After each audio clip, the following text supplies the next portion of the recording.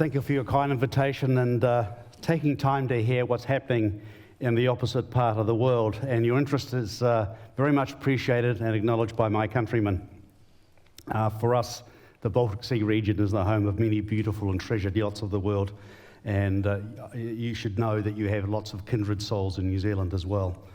What I'm going to do is show you some footage of some recent events we've held in New Zealand.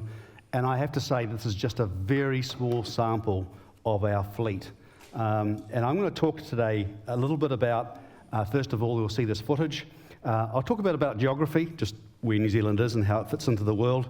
A bit about its history as a country, but also the development of its yachting. We're quite a young country, but I really want to talk also about why so many of our yachts have survived intact. And most of the vessels you'll see here, the hulls are original hulls, and they are anything from 100 to 130 years old. I'd like to talk about the two main principal families of classic boat builders, the Logans, our most famous, and also their rivals, the Baileys, and finish up by talking about the Classic Yacht Association. So without further ado, I'd like just to play this footage here. Can you just explain to me how I run the footage on this? Do I just push the same button? Okay.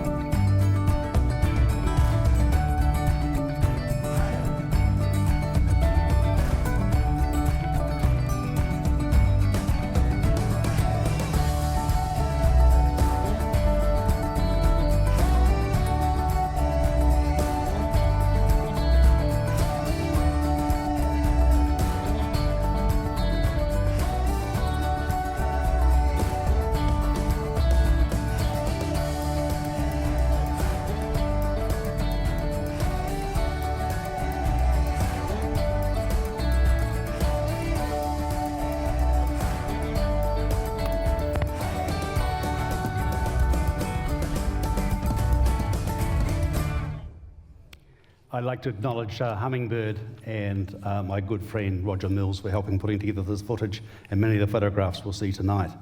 A little bit of geography. Welcome to the blue side of the world. New Zealand, as you can see, is probably the largest landmass within the Pacific Basin, and our nearest neighbour is Australia, and it's about 3 hours flight away. So we are quite isolated. But I've also taken the liberty of showing where Helsinki is in terms of its polar opposite. And as you can see, we are your neighbours, your polar neighbours. And I think we'll be a little bit more friendly than some of your other neighbours.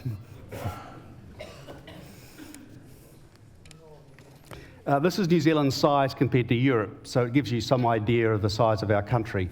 We have a population virtually identical to Finland's, and I understand maybe Finland's a little bit larger in landmass than New Zealand, but we do stretch. We're a long, thin country, and we stretch through quite a lot of latitude, albeit in the south. I'd like to turn to now a little bit of big history about New Zealand. It was the last habitable land to be settled by humans, Antarctica aside. It was settled by East Polynesians in around 1250, and they travelled there on these multi-hull catamarans that they had built. The Polynesians at the time had no metallurgy, They made these things and sailed these things purely without any metal tools. They're made out of stone tools and natural fibres. They developed their own unique navigation, relying on natural world observations. They travelled tens of thousands of miles across the Pacific. They even reached South America, according to archaeological evidence. They reached as far north as Hawaii and in the north, and New Zealand in the south. And in many ways, and I'm sure you will forgive me, but someone referred to them as the Vikings of the Pacific, but I think I would be doing both Vikings and the Polynesians honour by calling the Vikings the Polynesians of the Atlantic.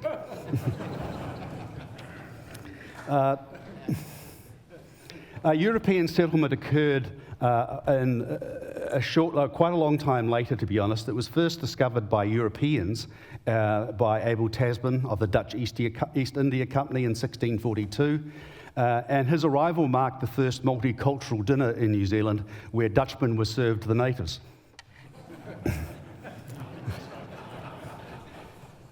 Some 4 generations later, Lieutenant James Cook of the Royal Navy arrived in New Zealand in 1769, and shortly after he was followed by whalers, sealers, traders, timber merchants, and missionaries.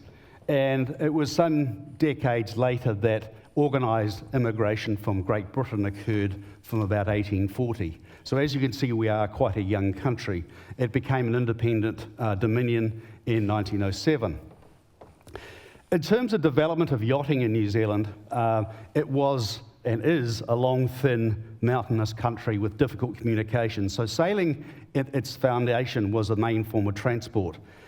And within a colonial community, public regattas was the main form of entertainment and an important social event.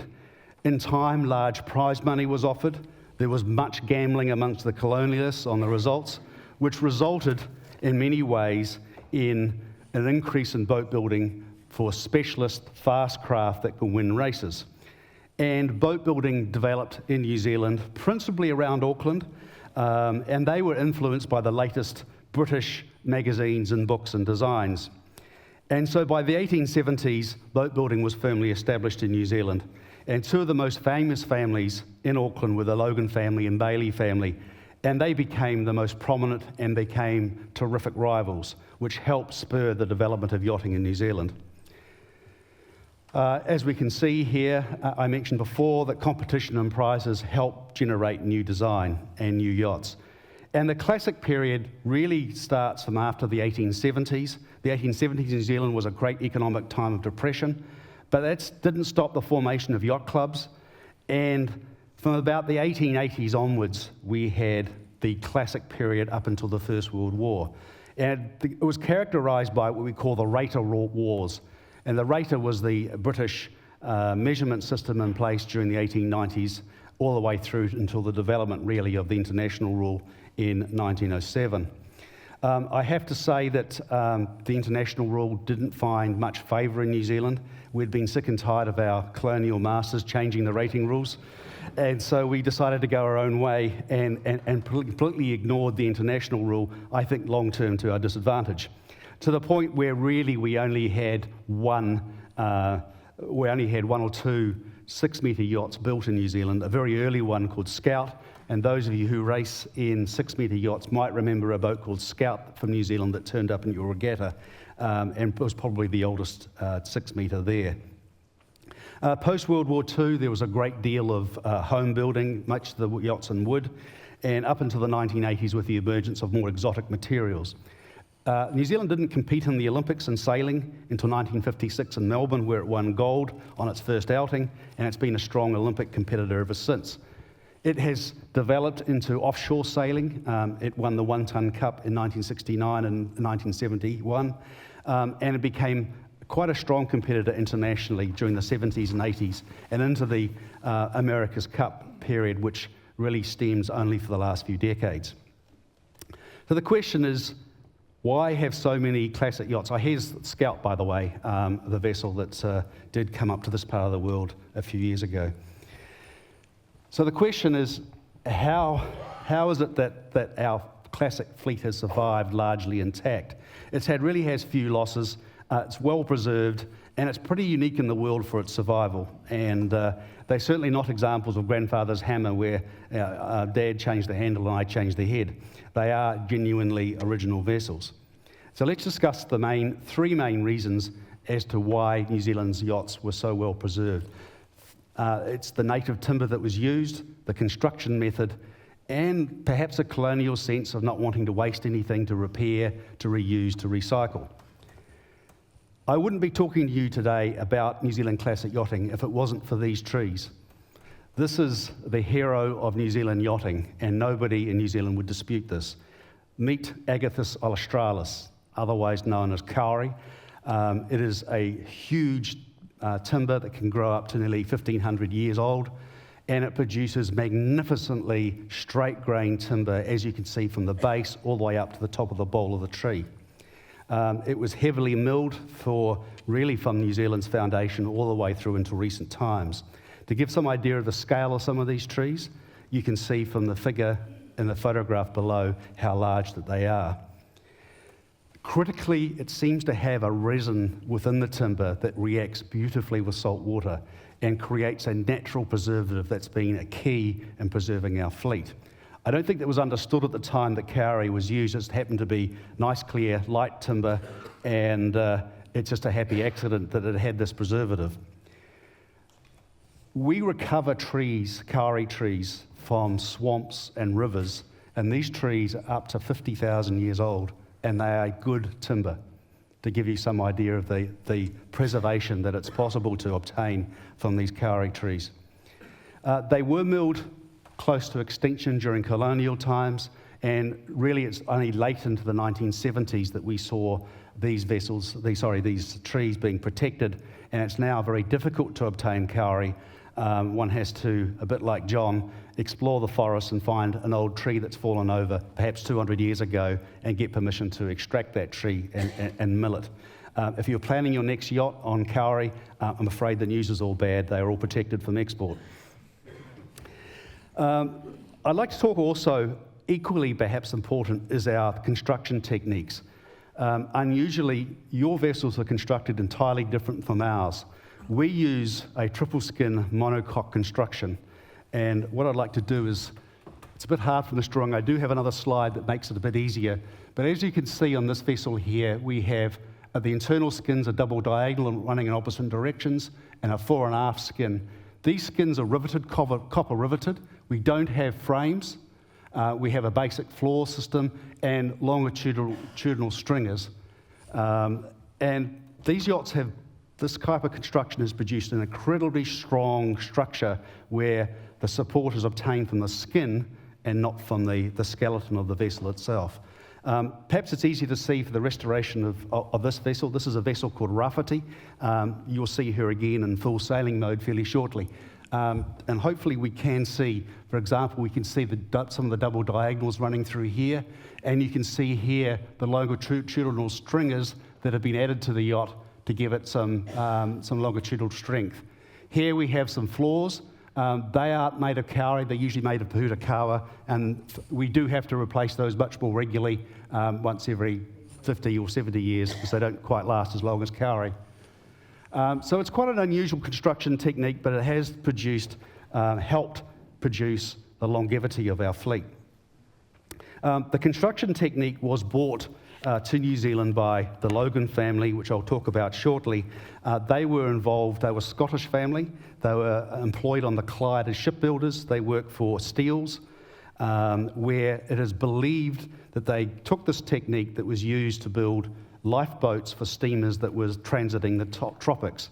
You can imagine a typical framed and planked yacht going through the tropics, the seams opening up and closing, opening up, to the point where the lifeboat wouldn't be saving many lives. So this technique was often used to build lifeboats and remain usable as the vessel transited the tropics. I'd like to talk a little bit about the Logan family itself. So it consists of a father and sons, largely. This is Robert Logan Sr. As you can see, he lived to a reasonable age. He came to New Zealand in the 1870s, and then shortly after established his own business, Robert Logan Boat Builders. and he was responsible for establishing the family. He had 5 sons, 3 of which formed Logan Brothers, and they became the most active and leading boat builders of New Zealand and indeed Australasia in this period. They were exporting their yachts to Australia, to the Pacific Islands, and further afield. They had a pretty short commercial life, and they finished up business in 1910 because the land on which they operated was acquired by the government for expansion purposes, and they got a very large payout sufficient for them to just about retire. So sadly for New Zealand classic yachting, that we didn't see much of the Logans. Having said that, one of the brothers, Arch Logan, continued to design and do a little bit of boat building work himself. And he in turn had a son called Jack Logan, but he was mainly active in centreboard classes after the war. And just let's have a look at some of the production. So as we can see, an early advertisement here for Robert Logan's boatyard. Here we can see the Logan brothers. Arch Logan is this gentleman here, the principal designer, and let's carry on.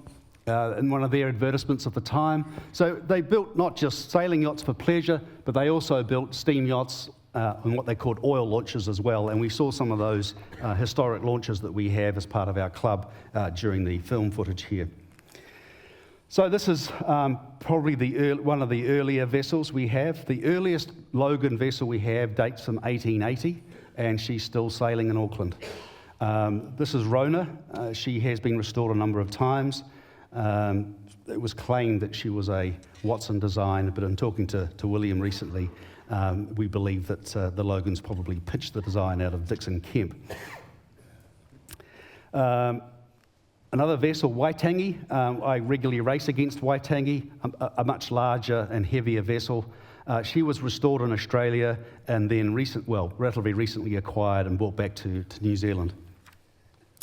This is a boat that helped make Logan Brothers' name. This is a boat they built in the early 1890s, a boat called Gloriana. And you'll see some of these names from classic yacht circles being recycled in our country as well. Of course, the Gloriana was a very famous Herreshoff vessel, doing well at the same time in the Americas. Moana, here she is in latter years where she acquired a Bermudan rig over her original gaff rig. This yacht's been in one family for well over 50 years. Thelma, she's moored, she has berthed next to us on Rainbow. She has a very interesting history, and as an example of how, as a club, we've encouraged others or members of the club to buy boats that are overseas and bring them back to New Zealand where they fall under our protection regime, which I'll talk about shortly. This is my own vessel, Rainbow, and I share this vessel in ownership with Brad Butterworth, America's Cup sailor, as well as Chris Bazade, another quite famous New Zealand sailor, and David Glenn, a friend of ours. Iorangi. Now this is a boat that, please take note of this name because I'm going to talk about her a little bit history a little bit later under another subject. She was built to beat Rainbow. She never did. But she is in Bermudan rig. It's owned by a good friend of mine. He sails it shorthanded with his wife, and it suits his purposes. She's currently for sale, and we're hoping to find an owner who will restore her back to a full gaff original condition. Rafting. Now this is the boat that we saw earlier when I talked about the type of construction technique we have in New Zealand. As you can see, she's now fully restored and racing around the Waitemata Harbour and the Hauraki Gulf at great speed, and she's a stunningly beautiful yacht. She spent the first half of her life in Australia. After the Second World War, she was purchased by a New Zealander and then sailed back across the Tasman. So you can imagine sailing that in the wilds of the Tasman Sea. It took some doing. It was quite a feat. Araki. Araki is Maori for paramount chief, and a fitting name for a vessel that really ruled Auckland Harbour from her launch in 1904 all the way through to the launch of another boat in the late 1930s, which I will have a picture of. A beautiful boat, recently fully restored. I couldn't avoid not putting in some late Logans. This is a boat called Little Jim. This was my first love, my first boat, and she was a lovely boat. One of the first Bermudan boat vessels to be built in Auckland. Bermudan rigged, and she is regularly seen racing with the fleet. A slightly younger but bigger sister, Tawera, pretty much the same lines as little Jim. I now want to talk a little bit about the Logan rivals of the Bailey family. They were much earlier to New Zealand in the 1840s. They too had father, son and grandson in various business combinations right the way through the 1860s all the way through to the 1950s. This business, like the Logans, is no longer in operation, but they too designed a number of unique vessels. They too exported their vessels to Australia and around the Pacific. The Logans and the Baileys often launched annually 1 or 2, 2.5 raters and 5 raters, and there was a constant competition that kept the public enthralled as to what the yard would produce for the coming season. Let's have a quick look at some of the vessels that were produced by Baileys. This is a painting of Viking. She's still around, a large pleasure yacht. We don't see her racing too much, but she was largely built for pleasure. Natera, she's currently undergoing her second restoration, and a lovely little craft, as you can see, 43 feet, which is a fairly typical size yacht for New Zealand. Ida has just recently been brought back from Australia and fully restored. We're very keen to recover our New Zealand yachts from around the world. Just a power launch. Power launches started to spring into New Zealand around about 1905 with the advent of reliable diesel engines, and they used to call them oil launches, and they had an impact in many ways that a lot of people chose to go launching rather than sailing, and it took some decades before sailing re-emerged as our primary sport. Prize, another late Bailey yacht owned by a strong competitor of mine, and she again is in Bermudan rig. She was changed just after the war, and again that's a vessel that will be returned in time to gaff rig. I'd like to talk a bit about Ranger because she's an example of the New Zealand colonial attitude of build your own yacht. So the Tersall brothers, they were waterside workers. They're kind of working class family, decided they want a boat, so they built in their tiny backyard this enormous 60-foot yacht called Ranger. They launched it in 1938, and they cribbed a design, a Nud Remers design of Balicante. Did I just drop a bit? And it overtook Araki to become the queen of Auckland Harbour right until the late 1960s. And those of you who may have attended the America's Cup Jubilee may recall this vessel which participated in the Jubilee as a representative of New Zealand classic yachting. I'd like to talk a little bit about the Classic Yacht Association of New Zealand. It was, John mentioned, it was formed in the mid-90s. It was formed over a number of restorations, and we felt the classic yachts had been neglected by yacht clubs. It was a situation where the yacht clubs were too focused perhaps on modern, glossy, shiny boats and not so on their heritage. In forming the association, we don't try to replicate our yacht clubs, we work with them, and we encourage ownership and conservation. We have a light touch. We'd far rather a vessel was in a caring hand, maybe not with the budget to do a massive full restoration, but at least the boat is being looked after. A number of our members run what we call our rescue trust. So where a boat was going to be at risk of being lost altogether, it's saved, put in a yard somewhere and preserved, ready until we find a suitable person to own her and get her back on the water. We have a number of categories of classes. We recognise as a classic yacht something that was designed before 1950. It might have been built slightly after 1950, but as long as it was built of wood and designed prior to 1950. After that, we call them modern classics, as long as they're made of wood, and essentially it takes us right up to the 1970s. We do cater for wooden motor launches as well, and we have a fleet of around about 100 yachts and about 75 launches, but this is not all the vessels in New Zealand by any stretch. Not all have survived. We have lost some through export overseas, occasionally the odd wreck, but most of them have. And one final point I want to make is the critical part for us is that When the America's Cup came to Auckland for the first time, I was concerned that the price of our yachts was incredibly cheap compared to overseas classic yachts, and was really worried we could be losing our fleet.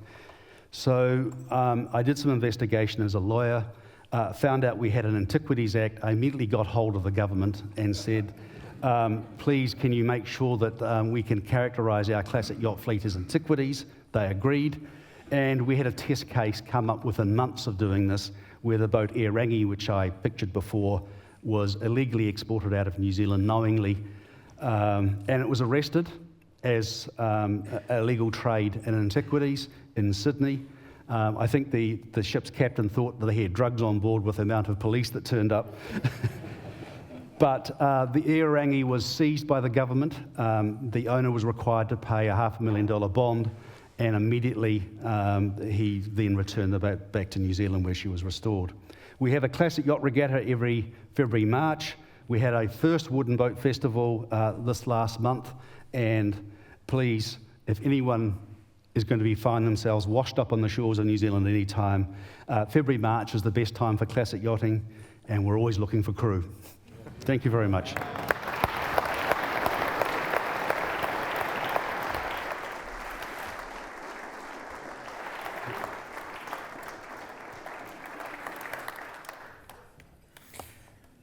Thank you, Hamish.